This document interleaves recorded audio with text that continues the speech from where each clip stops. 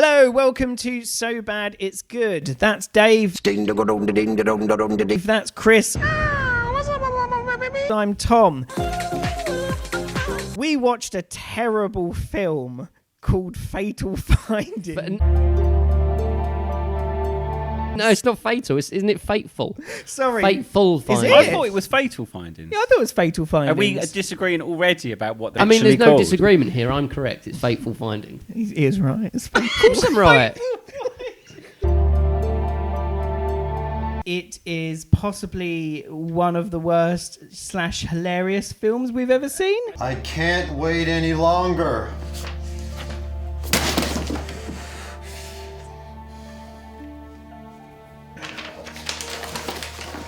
I'm not ready for this.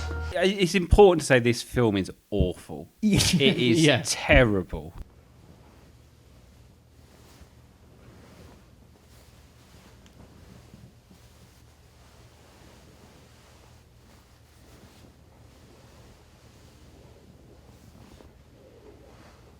You to the point you almost can't believe that someone filmed this, edited it, watched it, and thought, brilliant. This is excellent. This is precisely what I had in my mind. It's going to change the world as we know it. It's going to change everything. But it's brilliant. I honestly, truly enjoyed watching this film more than once. What? Really? What? Out of the laptop again, and the other one just for the hell of it. What on earth is this? Seriously? What's going on? What is this? Why is nobody talking? It's late. Come to bed. I'd love to, but I need you to go away now. I think actually what's quite interesting at the beginning, it just says on the first, it's maybe the second shot, it says a film by Neil Breen. He just did everything. He wrote it, he produced it, he directed it. Anything that had started with an N or a B was him. He was in charge of production design, set decoration, makeup, sound editing, catering and casting. Which makes sense because this film is just his... It's his vision. It's his ego trip, I think. I'll be right here. Why does everything he do so unnatural? It is everything, absolutely everything. It's like an alien made a film. Yeah, it is. It is. I kind of actually one thing I thought it was kind of like, have you seen those scripts that go around where an AI has written a Saw film or a Harry Potter We film? did one of those. Oh yes, yeah. An old TV turns on. We know it's old because it's covered in cobwebs Where'd and you voted for Trump. The doll from the other movies appears on the screen. A small boy discovers a mystical power as a child, then is separated from his childhood girlfriend. He grows up to be an acclaimed novelist and also a computer scientist who hacks into the most secret national and international secrets. His childhood discovery gives him amazing paranormal powers. He is reunited with the childhood girlfriend, mystically, on his hospital deathbed, as his relationship with his current drug addict girlfriend is deteriorating. Oh, it's his wife. As passions build among the threesome, mystical, psychiatric, and worldly forces rise to prevent him from revealing the hacked secrets. He attempts to reveal all in a large press conference in Washington, D.C. with fateful, dangerous consequences. That's his description of his own movie. I wonder if that was just the script. My office at the bank is having major problems. This film does make porn look Oscar-worthy. Yeah. Yes. Like, You it mentioned really does. before filming. We watched it briefly again as we were doing it, and I was like, it's porn acting, and Dave went, it's worse. It's porn acting. It's so much worse. I write my stories and screenplays purposely in order to challenge myself. I listened to some interviews of him with him afterwards. Sounds like quite an articulate man. Seems like he kind of seemed like a nice guy. I'd go for a pint with him. Yeah.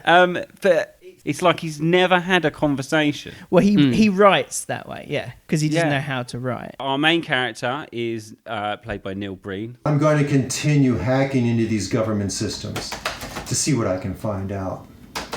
Yeah, he's our international hacker, best-selling author with supernatural powers. How good is his acting? How good is his acting?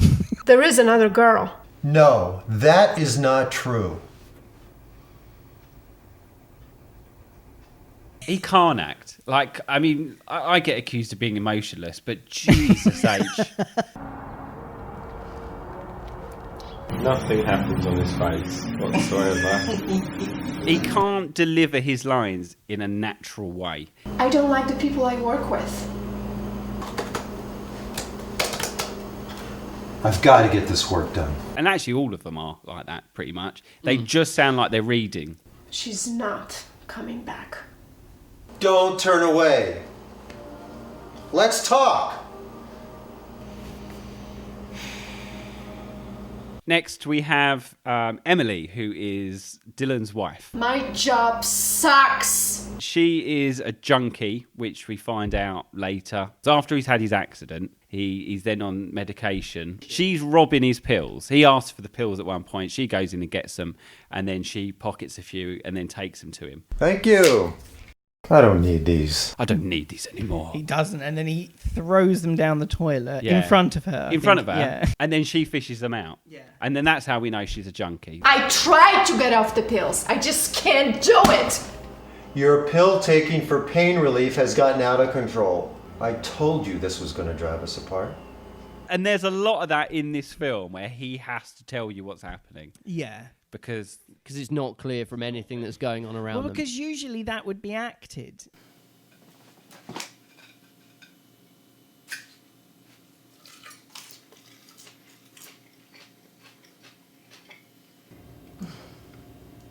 there's so much awkwardness in this film. It's just jam-packed. Any sort of sex-related scene. Oh, my God. So, actually, having said that, probably one of my favourite sex scenes I think I've ever seen in a film. Oh, do tell. I'm done talking. Really? Dylan and Emily, they have an argument, and then it just gets a bit steamy afterwards. But Dylan tries to do this desk sweep.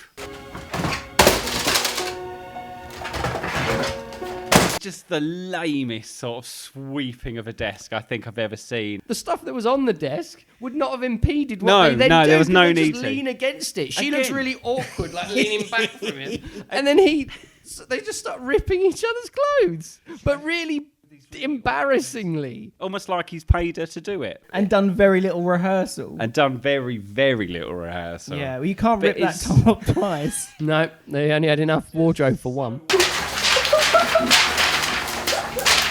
It's like two virgins have written a love scene for two virgins to then act out.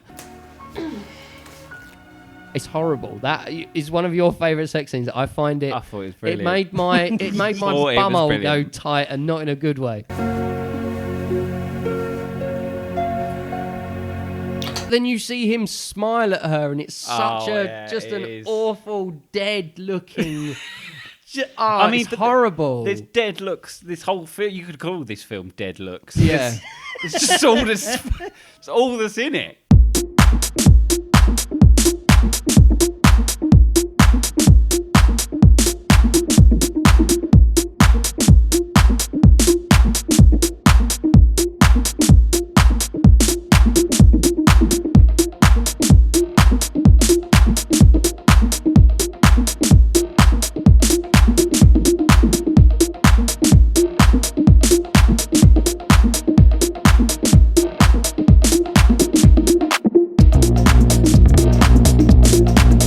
He loves breaking laptops in this film. He loves it. There's a bit when he sort of passes out and goes into his dream world, but he's got a cup of coffee in his hand. You can almost see him very deliberately spill the coffee.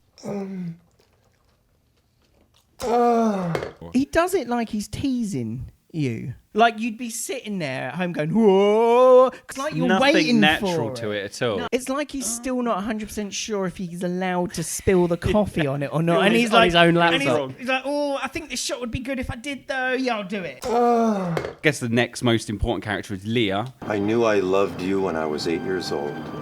It was a true childhood love story. Dylan's childhood sweetheart. At the beginning of the film, they discover these magical elements together, whatever they are. They're just some. It looks like a dice. She makes a bracelet. I put coloured jewels down in my notes that they find inside the magic box. Yeah. I mean, they might just have been stones that were painted. Yeah. It's highly likely, actually. Yeah, I was going to say, yeah, don't question it. Anyway, Leah then moves away. The next scene after they find this is her and her parents moving away. Oh, that's and him then running they're down the separated. road, isn't it? They Dan- touch hands weirdly, yeah, like it was their thing. Is that you? It is, isn't it? Leah comes back as adult Leah, obviously in present day, who is... I mean, look what I wrote on my notes about Leah. Nothing. These documents are going to change the world. You're going to get yourself killed. Someone's gonna find out. She is literally a swap for the wife, except she doesn't have a drug problem, Yeah. Yeah. which was the only thing that makes the wife interesting. I'm worried about him. Nothing's gonna happen to him. I can't let anything happen to him. The actress, awful. Just doesn't do anything. There's not even much in the way of facial expressions a lot of the time. She does a really good surprised scene when he drops his salad leaves.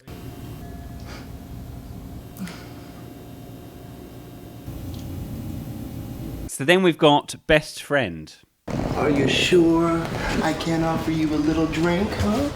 No. His name's Jim. Right. Jim. You said that they're neighbours. I don't know if that was just something you picked up or something I missed. No, I think it's more that I assume that they lived round the corner because why else would they agree to be in this? You didn't let me down. Let's try and start over. We both got problems. Plausible this man has never acted before in his life before this. I would believe that as a statement. I would say he's possibly the best actor in it, though. Can we talk now, please?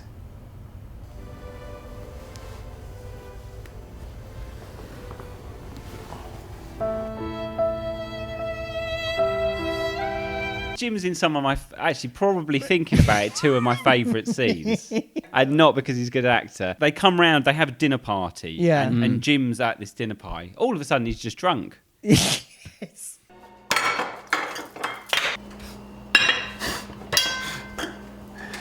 Can I have some wine, please? Every time you know he's drunk, it's because he knocks a glass over and then he goes, Yeah. I mean, it is hard to act drunk and make it look realistic. yeah, but try. We're looking very special today. Get away from me, Jim. You're drunk. Jim is married to Amy, I'm sorry. I let you down. who is... Plucked out of a porn film. They seem to argue a lot, Jim and Amy. We don't have sex anymore. Do you realize that? To begin with, it's implied that they're just not having sex. Yeah. So I've just kept calling Jim Horny Jim. He doesn't understand that I'm very busy. she's been so busy My back is killing me. and her back hurts. And her back hurts, yeah. Where did that come from? She just seems to shout a lot. Yeah. Just talks very loudly in statements. You would rather be drunk in here than with me? So there's a scene that's an argument between Jim and Amy. I'm trying to relax. Leave me alone. Amy and Jim are on the sofa, they're arguing, and then she throws a glass of wine over him, Right. and then he gets up and throws it at her. But almost deliberately, he throws it at her tit.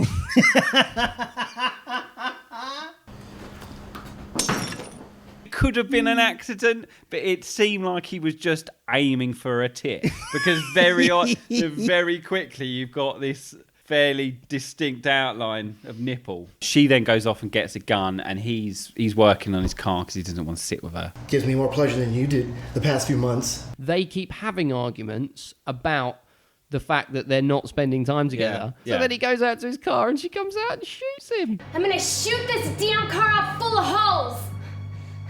No! First bit where she shoots him, he just kills over, no blood, nothing. And then the daughter walks in You killed him. and sees the dead Jim. Dad! You didn't see anything! Dad! You know how he was! You know what he's like. Yeah. So blasé as well, even for shouty woman. He killed himself! Dylan arrives, I think actually just before he gets shot. He hears the gunshot. He's at the door. Jim! Amy! First, you've got that wonderful, I mean, it's Oscar-worthy. I can't believe you committed suicide.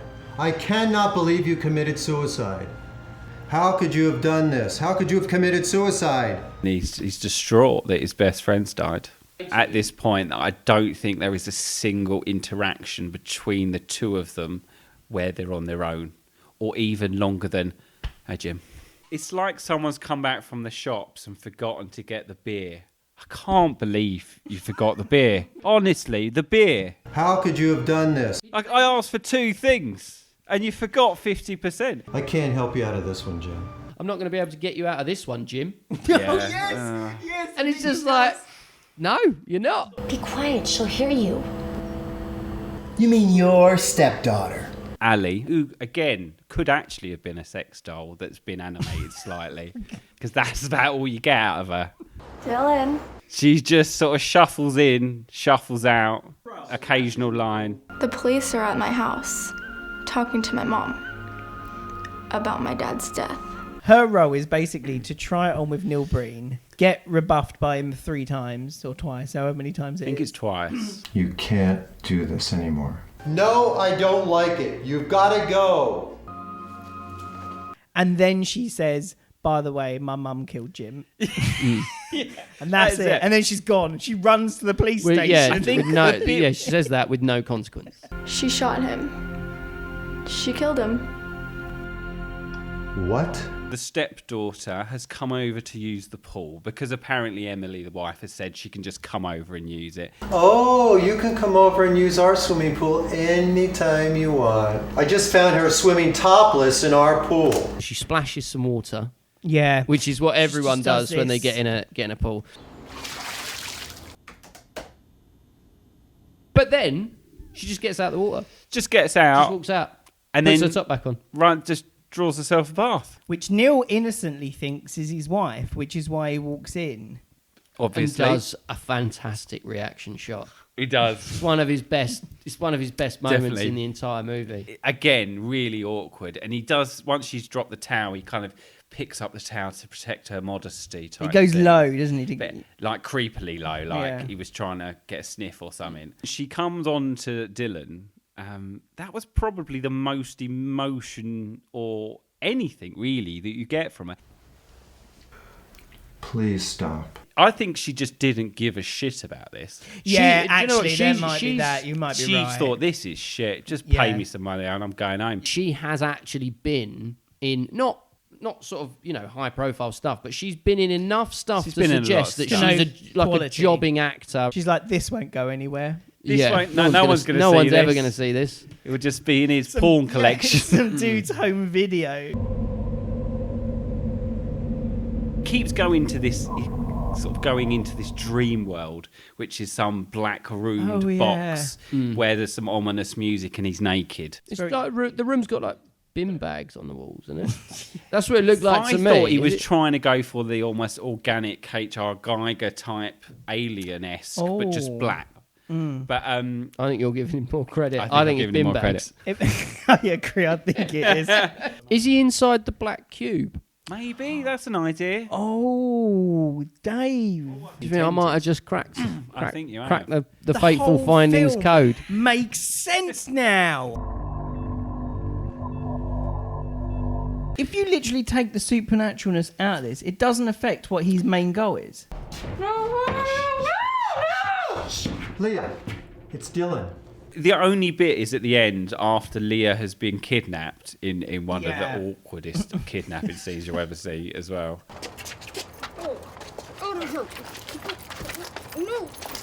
And she gets jumped by a hooded miscreant From the front.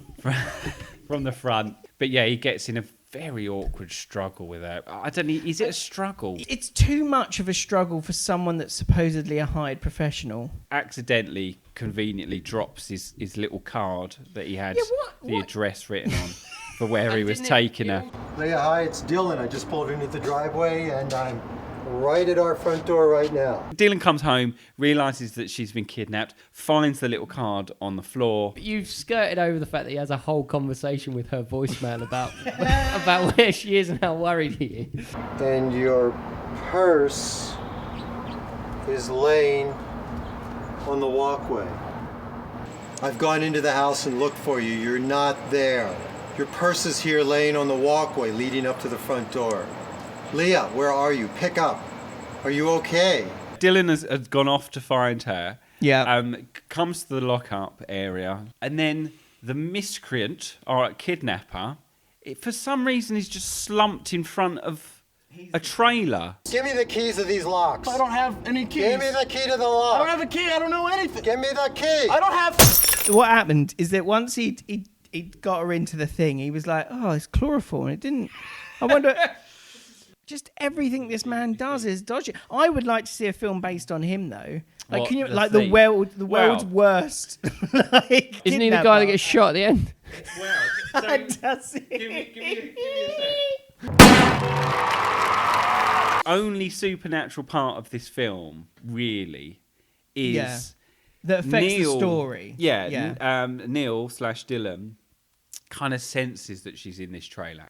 Then just kind of fades out, fades in again on the inside, and then frees Leah. But that is the only thing. But then puts the blindfold back on her in order to disappear out of I the guess thing. kind of to say like, oh, you can't see this. You can't see know it. what Surely this is. she can hear that the door doesn't open. I'm going to do something that you can't see. But why has she not got supernatural powers? She's at the same thing that he's at. But he's got the black box. Like dice thing. Yeah. Yeah, see, I reckon her superpowers was that she's aged considerably less than he has. I like the first scene. You've got this sort of long corridor. It looks like lock-up corridor. It reminded me of Breaking Bad. I guess from that you could think, oh, this could be an interesting film. I They go agree. down the long corridor, and then there's just this weird, massive golden tome. I quite liked that as a shot. I was going to say it's probably the nicest shot in the film. I mean, I know you've said that there are some shots in this you like. There are so many in this that are so badly done. It's a crime against cinema. The cinematography, it's not even, I'm not calling it that. The way he pointed the camera was all pulling a lot of occasions. I don't think anyone is listed as a cinematographer on this. I'm so drained. I'm so tired. Where's the top of his head in that shot? Well, he didn't have the crew that day, so he set the shot up. I don't think he had a crew any day. I don't think there was a crew at all. I kind of also quite liked what I called arse crack hospital gown scene.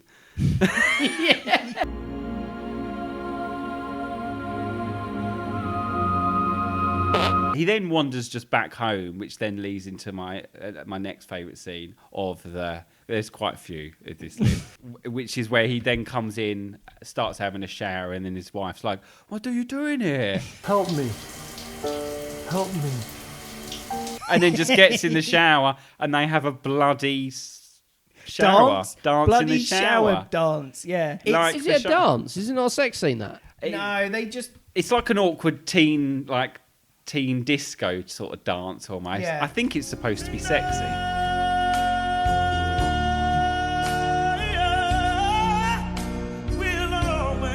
Is this the greatest ending to a film ever? Yeah. I want to be honest with all of you. I've been hacking into government and corporate systems all over the country. The last sort of maybe 20 minutes, is it? 15 to 20 minutes of this film is gold. I have discovered more information than any hacker ever has. Ever. So Neil has finally finished his research on the secrets. What I have found will shock you. And has decided to hold a press conference to reveal them to the world. What government secrets? The government secret. Yeah, no, what? It's all the ones about corruption and bribing. Like what kind of things? Like corruption? Yeah, those exactly. Just the secrets, Tom. Not just and not just secrets, not just corruption. Yeah. Secrets and corruption, and not even just government, Tom. Corporations. And also, don't think that he's limiting this to national. He's gone international with this. He's got everything on everyone. He's got the my documents. Possibly the biggest hack in history. All done using a broken laptop and a book. I resign today as president of the bank. But there are some pretty significant consequences to the release of said secrets, aren't there?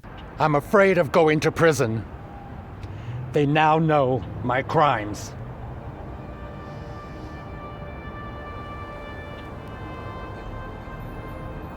I guess it often happens off camera, but all the secrets are spilled because they just give up freely. Me and many of my fellow Wall Street brokers have been lying. I'm leaving now, rather than going to prison for the rest of my life. What has been said? Nothing has been given. There's no proof. And No you've evidence. immediately gone, it's done, I'm over. But why would they even go? But that brings... yeah. Well, yeah. Why would they even do it? Why have they not just disappeared to some sort of island somewhere? But they all stand there, and then one by one... I am resigning today as your senator. Many of my other fellow incompetent senators must resign now also.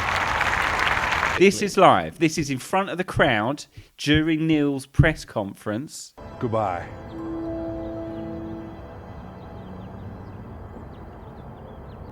In fact, one kills himself, and then I think it cuts back to Neil. He says some more rousing speech about secrets and governments, and then they start clapping. Yeah.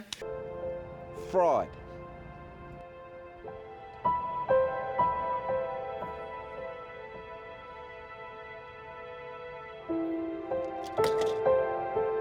But they all kill themselves. It's fantastic. It's brilliant. I loved it. It was so funny. And then you think it's over for Neil. He's not going to get a chance to expose his secrets. Yep. Who shoots him, Tom? The ghosts. Aliens. The ghost legs. I loved this film. It's like, obviously, the fear with doing something like this is that we're just going to end up watching boring films. Yeah. And that's the gauntlet we run. But it's worth it for every so often. It's like panning for gold. You've got to throw a lot of rubbish out. This is a nugget of gold because of just how incompetent everything is. It's not, if you set out to try and make a film this bad, you couldn't. No, you'd fail at every turn. Despite his complete incompetence and inability to make films, he's made a really entertaining film. A really entertaining film. And I kind of think, if you're making... I hope he is making money out of this, because if you can be that incompetent and still make money, that's the dream. You deserve Seriously. it. You honestly deserve it. So what's your score? I mean, it feels like... Yeah. It's 5. It has to be 5. This is Room for me. It's not better than it. They're on a level. But brilliant. Loved it. Funny as fuck. I really enjoyed this film also. If he came out and said this was a parody, I would think he was a genius. But he's not. I just believe he's actually terrible at making films, which also makes it better because he is stumbling into making films that are thoroughly entertaining. There are moments in it that just drag a little. Yeah, there is some of that. I'm going to give it a 4.5, I think. It doesn't just hit perfect 5. It is one of the best bad films we've ever seen. This has, I think, in terms of kind of laugh count for the amount of ridiculous nonsense that we would have laughed out loud at, I think this wins hands down. But I still have absolutely no idea what the fuck any of it was about. I just don't. And for me, that means, like, as much as there's funny things happening in it, I can't give it. Because what I want is for something to be coherent so I can follow it. Because it doesn't have that thread running through it that I can follow, that part of it is just so bad it's bad. Definitely not a 5 because it's not a Troll 2. I'd say this is, for me, at best, it's a 3.5.